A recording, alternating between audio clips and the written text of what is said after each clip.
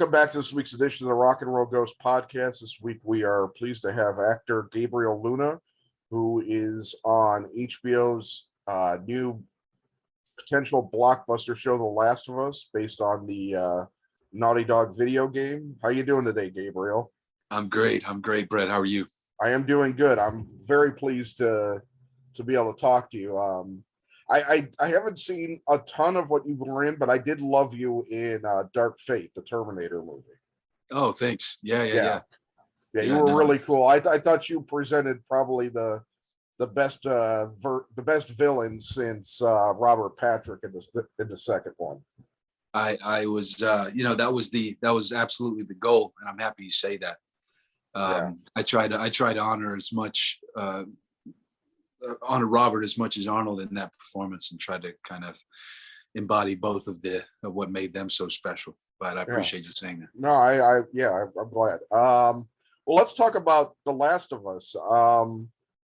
What was your experience with the actual game before you even, or was there any before you went out for the role?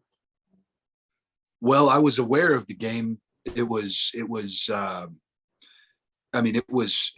probably you'd have to be living on Mars to not know about The Last of Us. If you're a gamer, if you're familiar with games at all, in the least, you would have known that The Last of Us was special. I mean, it really kind of changed the mold in a lot of ways in terms of video games and storytelling within the medium.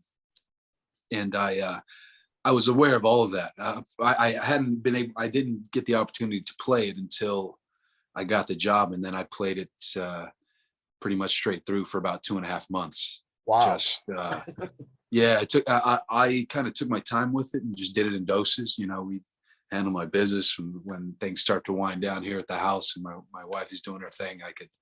I had a full excuse to take a couple hours to myself and immerse myself in the game and the story, and try to learn about Tommy, learn about the family. And it was pretty special. But truthfully, the very first experience I had was when the game originally came out. I was back home in Austin for Christmas, and I was at a buddy's house, and I was just fooling around his PlayStation, and he had the game. This would have been in 2013. Mm-hmm. And really the first thing I remember is playing it, realizing that the characters themselves were in Austin, Texas. I was in Austin at the moment with my family, and noting how cool that was, and how, to me, how remarkable it was for my hometown to be depicted in this way. And 10 years later, here we are, and I got to bring that very that authenticity of my experience to the role. That's great. Yeah. Now, what was the process like? I mean, how did you get introduced to the role? Did you go out for it, or did somebody approach you, or how did that work? Yeah, it was apparently Craig Mazin and Neil and Carolyn on some of the EPs there at HBO. They were having some discussions on, once Pedro was cast, where should we go with the brother, and who could physically embody what it is to be not only Pedro's brother, but also have the physicality of a Tommy Miller. And so apparently they were interested in me, and they reached out to my team, and they let me know that Craig Mazin was looking to have me, potentially fill this role. And so I got on a call with Craig and Neil, and we talked about it, and it was pretty instant in terms of our connection. I think that Craig has got this. Craig, of course, of Chernobyl acclaim, and Neil Druckmann, our creator of the game. We're both really enthusiastic about games themselves. I mean, video games are just kind of the tip of the iceberg. They're they're people who love play, and in our business, if you can maintain that spirit, if you can preserve that, it goes a long way. And in just in our preliminary discussions about the role, I could tell these guys loved it, and they loved it as much as I do. and that just kind of lit the spark that carried us through the shoot. Yeah. And were you doing like any kind of screen test with Pedro to kind of sort out your chemistry or anything? No. In the end, I think I did lay down a couple of scenes from the game. I think they wanted just to see kind of the interaction with Ellie, and Craig's response was, "That's it. That's the soul of Tommy. That's the guy." Yeah. And in regards to my relationship with Pedro, that one we had to create on the fly in a very once we both arrived in Calgary. There was some quarantining, of course, and some precautionary measures we took before the shoot. So I was kind of, I was holed up in my apartment for 2 weeks and having I at one point I was calling my mother-in-law. So that's where I was mentally in terms of the need for communication and family and people. And she's a wonderful woman, so she's always a good conversation anyway. But the conversations I had with Pedro were just during that time. We'd get on FaceTime. We discussed the characters. We discussed our families. We learned each other's histories, and they were actually pretty interwoven in terms of the friends we have, mutual friends. We've heard stories from mutual friends about each other prior to working together, and we were happy to learn that they were mostly positive, and that most of them were true. I think that, and then beyond that, we discovered that I was from Austin, and he was raised in San Antonio, Texas, which is 89 miles down the road, down I-35, and that we were very excited about that, and very confident that would help once again give the characters a veracity and authenticity, true to the spirit of the place that these guys are from. And I was thrilled to learn that, and just to have the same, to know the same places, to be able to reference things, and to have him immediately pick up on it goes a long way when you're trying to play guys who, born and raised together in Austin and grew up together and spent most of this in the story, most of the more traumatic events of their lives together. So it was really helpful. Yeah, I mean, I think it's a great thing that you guys happen to both be from Texas. I mean, as big as the state is, still you have a certain frame of reference for having grown up in the same state at the very least. So that's something, and just the sound of, the sound of the voices that come from that place, and in that, in terms of the creation or the trying to meld our to try to find those similarities. I think at one point he just gave me a passage from Blood Meridian, and he asked me to read it, and I read it for him, and it was just so we can not only get the geometry of each other's bodies and how we move, but also just get the musicality of the voice, and just little things like that. Were the threads that kind of helped us piece it all together. Well, that's great. That's really cool. And what was the working on the show like? I mean, what was I know that it's a lot, the key thing is that the comparisons are going to happen because it involves zombies, but I know that Craig and Neil kind of, I read an interview with them where they were trying to purposely steer it in a different direction. They didn't want to amp it up more than it needed to be, comparatively to say The Walking Dead or something. That the human drama is what's more important, but I'm sure there's an action element of it. And what was that? I mean, you did Terminator Dark Fate, so you have a pretty heavy action background, but was anything on set, more grueling or taxing than Terminator was? Yeah, well, the experience of shooting The Last of Us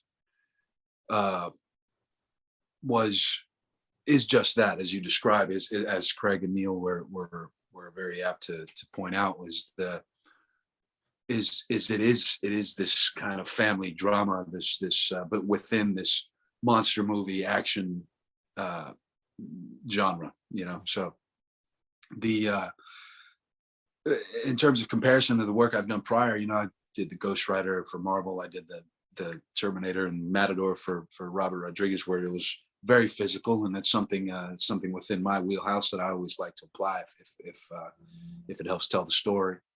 In this case, I was fortunate, you know, I there was some running, you know, not quite as much as running as a Terminator would do, or a Soccer Star / Spy, or any of those other action projects I worked on. But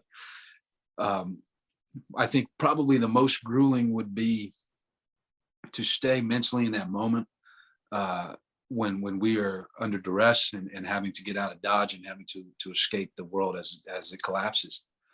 And I you know, I lucked out. I mean, for the majority of that, if you've ever played the games, if you know the prologue, and I don't know if you've seen the screeners, but a lot of it takes place in this truck. So I'm just kind of driving the truck and trying to get my family out, and didn't have to do too much running. But there is an absolute, there's just pulsing, just thrusts of action that are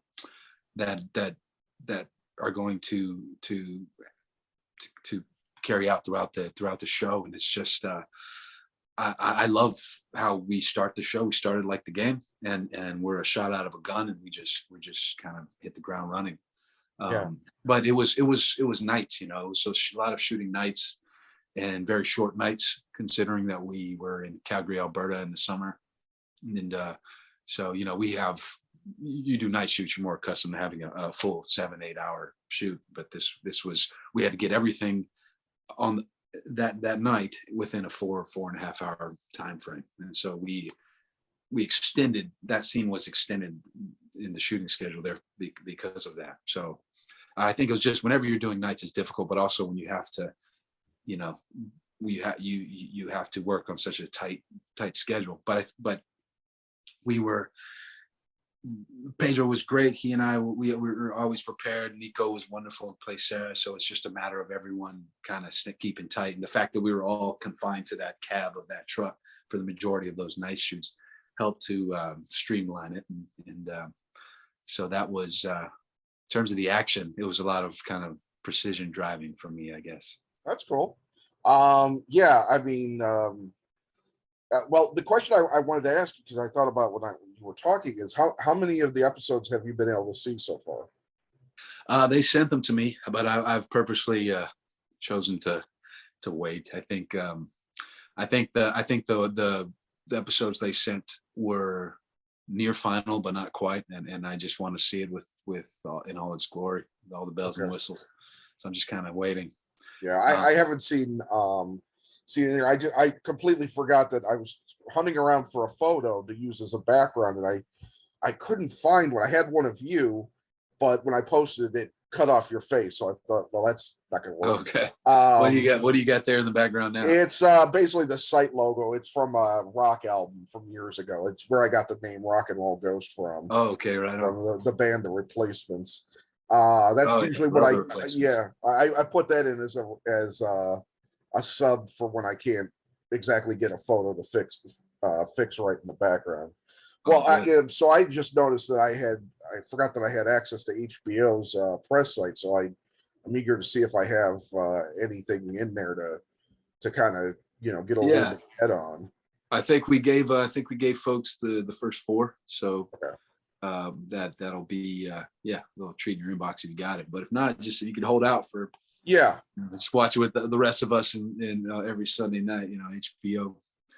Yeah, that's why I pay for HBO Max, is for they have in my opinion, HBO still has the best series out of all of the even the newer streamers, in my opinion. But yeah, I've worked with, this is my second time working with them.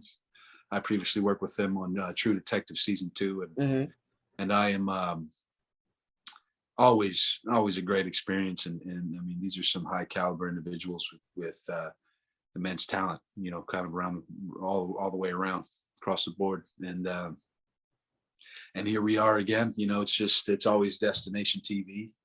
Yeah. And then we intend to give people that thrill ride, you know, every Sunday night with their families, and yeah, right around the corner, man.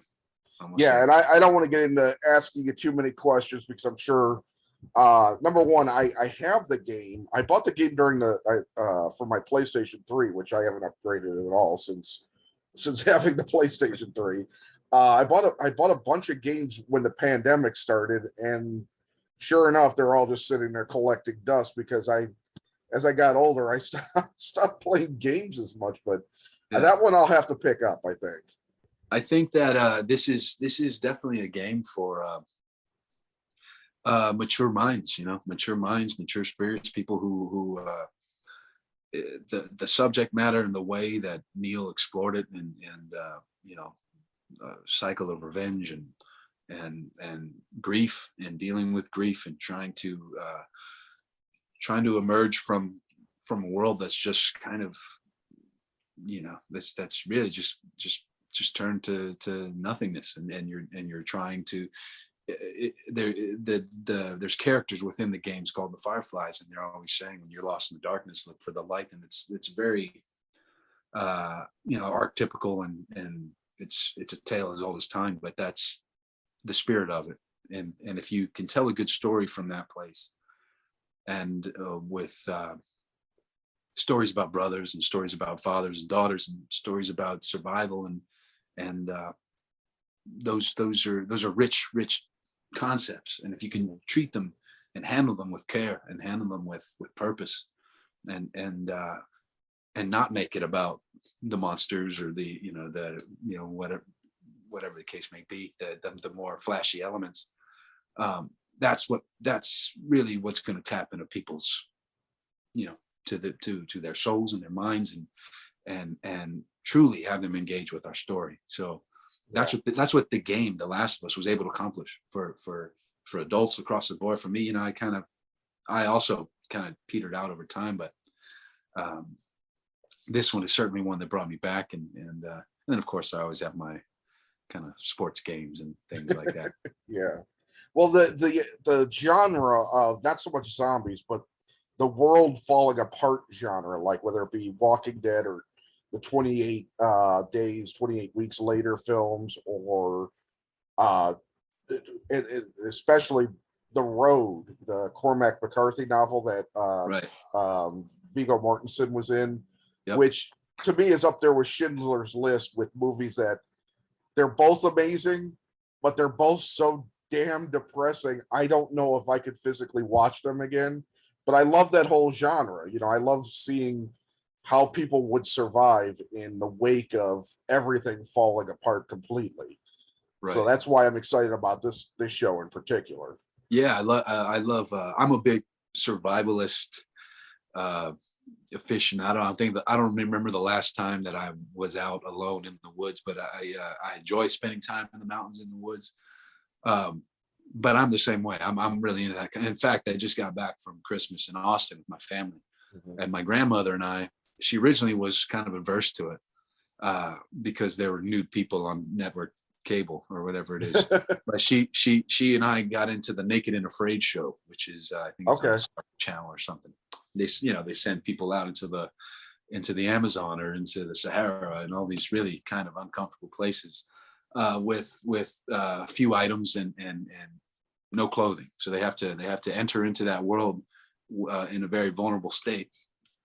And so so my grandma and I were really into that kind of survivalist television. And that, and another one I guess would be Alone. I don't know if you've ever seen Alone, but no, I don't think so. Yeah, but in the same spirit as you, I think that for somebody, there's something about that is intriguing. I mean, we live a life of creature comforts, and for those fortunate enough to be housed and be with their family, we spend a lot of times in our houses. Yeah. And so I think it's there's something in that taps into all of our instinct and our instincts and our innate kind of fight or flight responses, and so that's absolutely a quality of our show that will also set it aside from the zombie or the family or whatever it is. This is just another lane that we can invite people to meet us on our adventure here that we take every Sunday. Yeah. Now, one thing I wanted to ask, I want to ask you a little bit of, I just to touch on this because you mentioned it earlier. You were on Agents of Shield as Ghost Rider, and you received a fair amount of acclaim for that. What was that experience like being involved in the Marvel universe? Oh, well, it was, that would have been 2016. So we were we were right in the pocket of maybe that would have been the second phase, maybe phase two of the MCU and all this. Mhm. Um, it was a wonderful experience for me because I'm a huge fan of that whole world, that universe, and had been following along with all the films. Had seen the Iron Mans and the Thors, the Captain America, seen all the films. Um, loved Clark as Agent Coulson, so it was the day that he and I kind of stood face to face, and he dropped Clark Gregg and went into his Agent Coulson voice. It was really, really, I mean, it sounds kind of corny, but it was neat. It was really Yeah. neat, man. It was just the Terminator made me feel that when you have these stories and these worlds that have existed for as long as I've been, in the instance of Terminator, for almost as long as I've been alive, that world that Jim built, to suddenly be dropped into it and to be standing with Arnold and standing with Linda Hamilton or standing with Clark in this instance, and his Agent Coulson was a huge character in that world. I always liken it to the movie The Last Action Hero. I told Arnold this when we were working together. I was like, man, this is like me, the kid, being able to have that ticket and be able to go through the screen and be in the story. And I guess that's what I liken it to the most is this, to being truly dropped in and transported into these legacy franchises and these worlds that are built and are so detailed, they seem to be running parallel to our world for years and years and years. Yeah. And so it was just a matter of when those two eventually merged. But I loved every moment of it. That character will always be very special to me, and I'm not a day goes by that I don't get a bunch of fan mail or messages and everybody asking me about it. But it was a special moment in time, and with all that's happening with the MCU and the storylines that they have, and the multiple storylines and the multiple universes, and that possibilities are endless. So while I was more apt to just kind of put the lid on it and be proud of what we did, seeing where they're taking the story and seeing how much fun they're having with it, and seeing how many possibilities they actually are, I guess I'm a bit more open to the possibilities of doing it again. But it's there have been, I don't want to start any rumors or anything. There's been no talks of it. I don't. Kevin keeps all that firmly under his cap. Yeah, I was gonna ask about that, seeing as how you played Ghost Rider. Nicolas Cage was the first incarnation in the film world, and I know now the talk is about Norman Reedus taking over for films, but there's, other than fan, hoping or whatever on that end, that's not a definite either. So is there a part of you that hopes that maybe they come back to you for a film incarnation of Ghost Rider with you in it? No, I mean, as I said before, I had already kind of, closed the book on that, but I wouldn't call it hope. I would just call it excitement for the potential, and gotcha. I think that in the comics, there's a lot of overlap with these characters, with the Johnny Blaze and the Robbie Reyes and the Danny Ketch and all the Ghost Riders. So I think it's just it's kind of fruitful territory for a lot of really cool stories, and they're starting to incorporate demons and ghosts and monsters, and that the Werewolf by Night and the Moon Knight and all these other characters. So it's the potential is really limitless. So I think that I myself personally would just be a fool to shut it out. I think Yeah. that it's too cool, and there's too much potential to, if they were to return, then I would really listen with open ears and an open heart, because I do love the character. Well, I mean, if as you mentioned, and with the way the multiverse thing is going and everything, having different iterations of the character wouldn't be out of question either.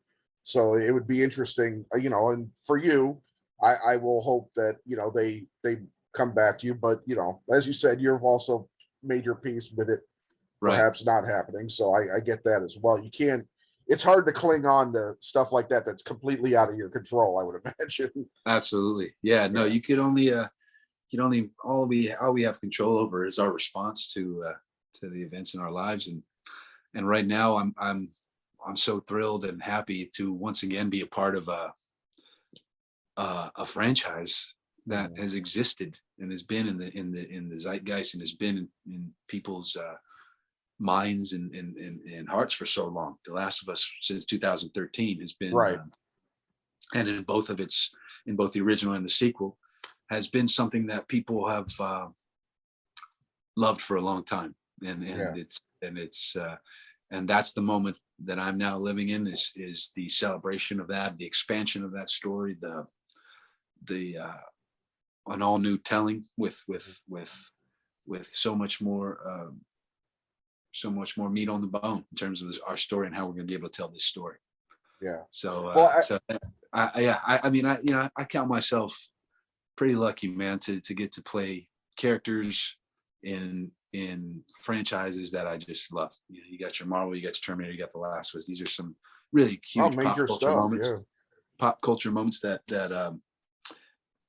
a lot of people care about. So, and in the same way that I do as a fan. So it's really important to me just to work on our show with that same enthusiasm and love that a fan has, because I know Craig does it, and I know Neil does it, and I know a lot of our crew, we're all big fans of the game. So we had a bunch of pinch ourselves moments where we're just sitting on the grip truck, and I'm sitting having coffee with my guys, and they're just like, man, this is so cool, we get to work on this. Yeah. And yeah, the feeling was always mutual when I would hear that all the way around the set. So yeah. That's great. For fans by fans, man. The Last of Us. That's what they're gonna get. That's great. No, that's pretty awesome. I'm glad you're as excited about it as I think a lot of people are. And I that gets us to the end of our time. But I wanted to point out that The Last of Us debuts on HBO on January 15th. And if you want, you can go back and check out Gabriel on Agents of S.H.I.E.L.D.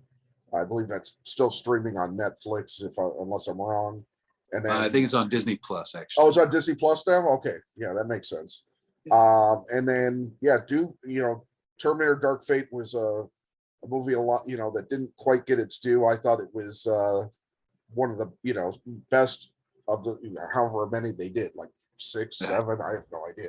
Well, only three count now, Brett, according to Jim Cameron. So. Right. Yeah, the T1, T2, and Dark Fate are the only 3. And I think Dark Fate should have gotten a better shake than it did myself. And I just, again, I thought you were really good in that role. So thanks, brother. Appreciate you. All right. And Last of Us, man, January 15th. January 15th. HBO and HBO Max. All right, Gabriel, thank you so much for taking the time. I wish you the best of luck and health and safety, okay? Likewise, Brett. Thank you, sir. All right, thank you. Have a good one. Adios. All right, bye.